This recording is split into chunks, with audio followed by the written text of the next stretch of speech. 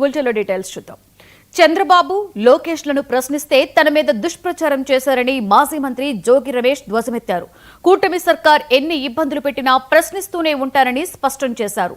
కల్తీ లిక్కర్ కేసులో తనను అరెస్టు చేయాలని చూస్తున్నారని మండిపడ్డారు.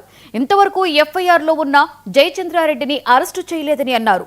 బీసీ వ్యక్తినైనా తనను ఇబ్బంది పెట్టాలని చూస్తున్నారని, తనను ఇబ్బంది పెడితే చంద్రబాబు మూల్యం చెల్లించుకోక తప్పదని వ్యాఖ్యానించారు.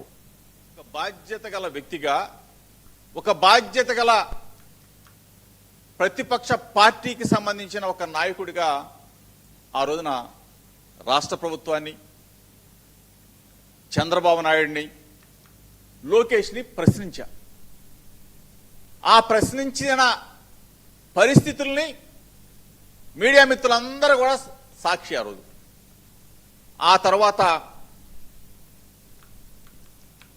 ఏ విధంగా ఈ కేసుని డైవర్షన్ పాలిటిక్స్ డైవర్ట్ చేయాలన్న రూపంలో చంద్రబాబు నాయుడు, లోకేష్, ఈ ప్రభుత్వంలో ఉన్న పెద్దలందరూ కూడా కలిసి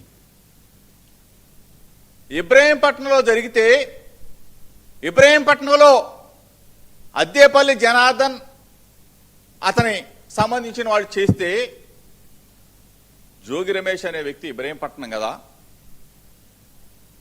ఈ డైవర్షన్ తీసుకెళ్లి జోగి రమేష్ని ఈ కేసులో ఇరికించాలి అని చెప్పేసి 20 రోజులుగా కథ, screen play, direction, action Chandrababu Naidu, Lokesh అసలు ఇంతగా దిగజారిపోయి,